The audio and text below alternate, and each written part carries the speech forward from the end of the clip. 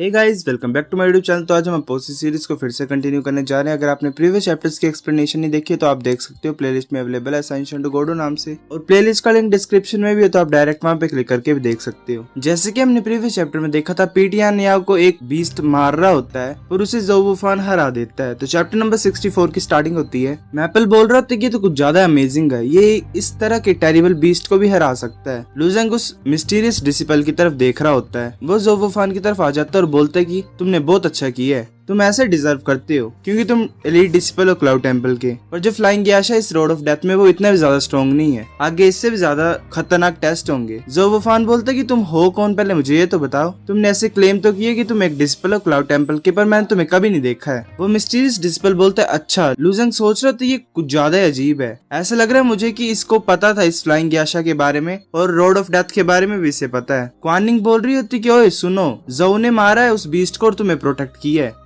तुम ऊपर से अनग्रेटफुल हो रहे हो उसके प्रति और उसको उंगलियां भी दिखा रहे हो। वो मिस्टीरियस डिसिपल बोलता मैं तुम्हें सिर्फ सच ही बोल रहा हूँ। क्वानिंग बोलती कि तुम कुछ ज्यादा बदतमीज क्यों और घमंडी क्यों। वो उसको पकड़ने लगी होती है, पर जो मिस्टीरियस डिसिपल होता है वो वहां से जल्दी से मूव होकर डिसअपियर हो जाता है और पेड़ पे खड़ा हो जाता है। और फिर वो अपनी फिस्ट को फॉर्म करता है, जिसकी वजह से जो स्क्रीन होती है वहाँ पे कुछ भी नहीं दिखता है सभी को। तो जो बाहर होते हैं मेंबर्स डिफरेंट सेक्ट के, वो सोच रहे होते हैं कि क्या चल रहा है। दूसरा बोलता है मुझे भी नहीं पता है। क्लाउड होल का एल्डर होता है फीहान, वो भी सोच रहे होता है कि क्या हो रहा है, ये तो कभी नहीं हुआ पहले। ऐसे बाहर बहुत ज्यादा शोर मच रहा होता है और जो बोल रहे होते हैं कि जो पिक्चर है वो चली कैसे गई, ये हो कैसे सकता है। पैट्रियार्च शीजिंग चियान भी हैरान होता है। पैट्रियार्च फीहान को बोलता है कि वो जो डिसिपल कौन था क्लाउड टेंपल का, जो कि स्क्रीन में लास्ट में शो हुआ था, और उसने सिग्नल को डिस्ट्रॉय क्यों कर दिया। फीहान डरते डरते बोल रहा होता है कि मुझे भी नहीं पता वो इंसान कौन था। तो जो बाकी मेंबर्स होते हैं वो बड़ा ज्यादा हैरान हो जाते हैं। फीहान बोलता है कि जितने भी क्लाउड टेंपल के डिसिपल्स आए थे उन सभी को मैं ही लाया था, पर मुझे सच में नहीं पता वो कौन है, वो उस लिस्ट में था ही नहीं और उन डिसिपल में से कोई भी नहीं था। तो जो बाकी मेंबर्स होते हैं वो बोल रहे होते कि इसका क्या मतलब, कोई बाहर से गया अंदर। तो दूसरा बोल रहा होता कि ये कैसे हो सकता है। मैपल का सेक्ट लीडर भी बोल रहा होता कि क्या दूसरे सेक्ट का कोई गया है क्या अंदर।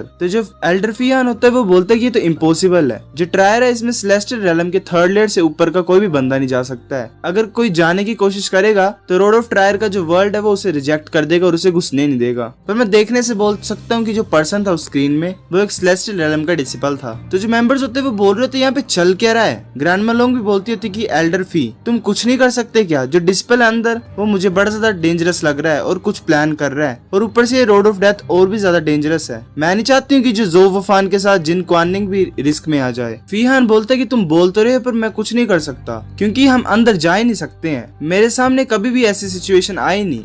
ग्रैंड मलोंग बोलते कि तुम ऐसा कैसे बोल सकते हो, ज़ोवुफान मिस्टर ज़ोउ का सन है, अगर उसको कुछ होगा तो तुम बड़े ज्यादा ट्रबल में होगे। फीहान गुस्से में आ जाता है और बोलता है ओए क्या बोल रहे हो तुम, तुम्हारी बातों का क्या मतलब है। तो पैट्रियार्च शीजिंग चियान उसके शोल्डर पे हाथ रख देता है और बोलता है कि तुम दोनों शांत हो जाओ। तुमने ऐसा बोला कि सेलेस्टियल रेलम थर्ड लेयर के ऊपर का कोई भी नहीं जा सकता ना इस ट्रायल में। तो फीहान बोलता हाँ। तो पैट्रियार्च बोलते तो मुझे नहीं लगता इतना ज्यादा डरावना होगा। जो डिसिपल्स हैं इस ट्रायल में वो भी सेलेस्टियल रेलम थर्ड लेयर में ही है और एलीट है सारे सेक्टों के, जो कि रोड ऑफ ट्रायल में गए हैं, तो हमें उन पे ट्रस्ट करना चाहिए। तो फीहान बोलता है हाँ तुम सही हो, इस केस में उनको अपने ऊपर रिलाई करना पड़ेगा और अपनी पावर्स के ऊपर। फिर हमें दोबारा सीन दिखाया जाता है रोड ऑफ ट्रायल का, वहाँ पे वो डिसिपल पेड़ के ऊपर खड़ा होता है। तो लुजेंग बोल रहा होता है कि पीटियान याओ तुम्हें क्या लगता है क्या ये डिसिपल क्लाउड टेंपल का है, मुझे तो ऐसा भी लग रहा है कि ये इस रोड ऑफ डेथ को बड़े अच्छी तरह से जानता है। पीटियान याओ बोल रहा होता है कि हाँ ये कुछ ज्यादा अजीब है, इसने हमारा पीछा किया है बिना बताए हुए हमें कि वो कौन है। लुजेंग देख रहा होता है उसकी तरफ, सोच रहा होता है अभी कौन होगा। क्वानिंग गुस्से में होती है और बोल रही होती है कि ये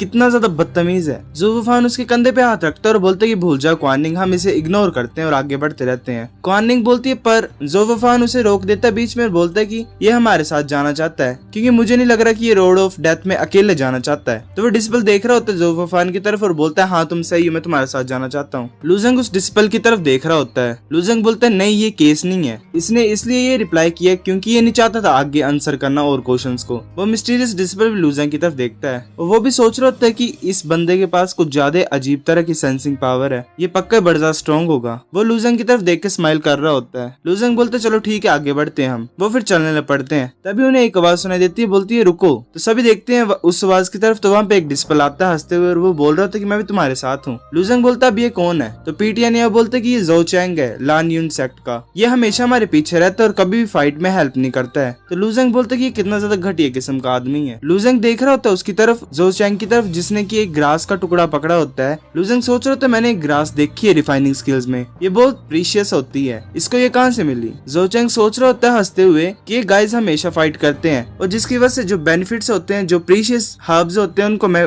पा पाता हूँ। उन्हें ये भी नहीं पता कि फ्लाइंग याशा जो है वो इसलिए आया क्योंकि मैंने जो हाइन ग्रास को खींच लिया था, जिसको ये ट्रेजर कर रहा था और गार्ड कर रहा था काफी टाइम से। भाई कितना घटिया आदमी है। वो हंसता है और बोलता है कि हाँ मैं ऐसे करूंगा और बहुत ज्यादा बेनिफिट्स को पाऊंगा। तो बाकी डिस्पल बोलते हैं चलो चलते हैं नेक्स्ट पास पे। तो फिर दोबारा वो उस टेलीपोर्टेशन ड्यून पे कदम रखते हैं और एक दूसरे जंगल में आ जाते हैं। लूजेंग सोच रहा था कि यहाँ की तो विंड भी बड़ी ज्यादा अजीब है, ये ज्यादा थोड़ा डेंजरस एरिया है। मैपल भी सोच रहा था ये स्पेस बड़ा ज्यादा मेरे को डरावना लग रहा है। तो वहाँ पे बड़े ज्यादा अजीब अजीब तरह के जानवर और फ्लावर्स और प्लांट्स दिखाई देते हैं। वो आगे बढ़ रहे होते हैं तो जो चैंग होता है वो फिर से एक हर्ब को लेने लगता है अलग जाके। तो वो बोल रहा होता है कि ये जो हर्ब है ये बड़ी ज्यादा महंगी बिकेगी, अब ये मेरी है। और तभी उसको पीछे से कोई पकड़ने लगा होता है। लूजेंग उसकी तरफ देखता है और चिल्लाता है कि ध्यान से।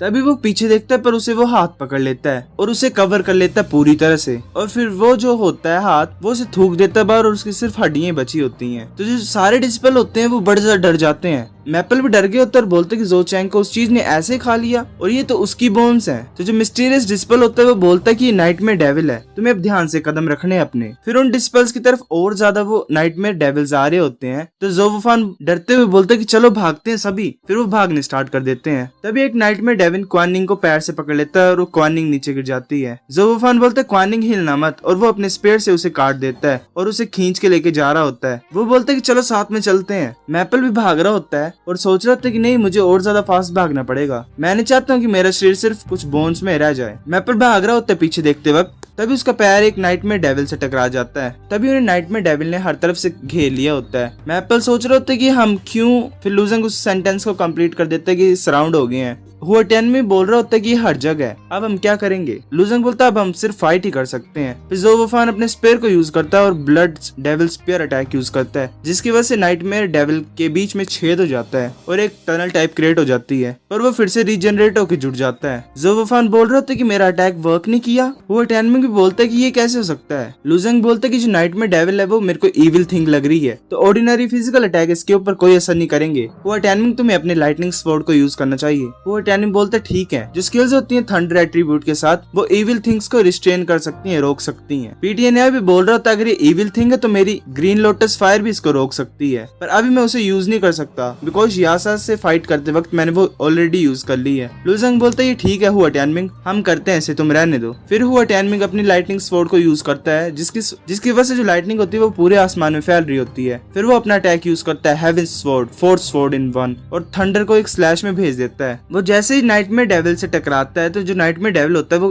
खत्म होने लग पड़ता है। मैपल बोलता है कि ये बड़ा ज्यादा अमेजिंग है। जोवफान भी बोल रहा होता है ये तो कंप्लीट स्वॉर्ड है। जोवफान बोल रहा होता है कि पीटीएन तुम्हारा जो जूनियर अप्रेंटिस है वो बड़ा ज्यादा अमेजिंग है। पीटीएन बोलता है कि हुआ टैनमिंग पावरफुल तो है पर लूजेंग उससे भी ज्यादा पावरफुल है। जोवफान बोल रहा होता है क्या वो। फिर वो सोचता है कि ये तो एक स्काईरेलम के थर्ड लेयर का बच्चा है। फिर लूजेंग अपने डेविल फैंटम्स को यूज कर और उन्हें डेविल नाइटमेयर्स के पास भेज देता है। जैसे उसके फैंटम्स और डेविल नाइटमेयर टकराते हैं तो डेविल नाइटमेयर के जो बॉडी होती है उस पे छेद पड़ जाते हैं पर्पल कलर के। मैपल बोल रहा होता है कि अब ये क्या कर रहा है। पीटीएन बोलता है कि ओए लूजेंग तुमने बोला था कि नॉर्मल अटैक्स इसके ऊपर वर्क नहीं करते हैं। फिर लूजेंग अपने हाथों को जोड़ता है और बोलता है ये कंप्लीट होता है अब। फिर वो अपने हाथों को खोल देता है और जो सभी सर्कल्स होते हैं जो उसने क्रिएट किए होते हैं वो एक बड़ा सा सर्कल बन जाते हैं और उस नाइटमेयर डेविल को कंडेंस करके एक ड्रॉप में कन्वर्ट कर देते हैं। जोवफान बोल रहा होता है कि ये क्या हुआ, अब नाइटमेयर डेविल तो एक पर्पल और ब्लैक कलर में कन्वर्ट हो गया। सो गाइस चैप्टर नंबर 64 इतने। अगर आपको वीडियो पसंद आई तो लाइक और नहीं भी आई फिर भी लाइक कर दो, शेयर करो अपने दोस्तों के साथ, कमेंट करके बताओ अगर आपको वीडियो कैसी लगी है, सब्सक्राइब करो। तब तक के लिए बाय बाय।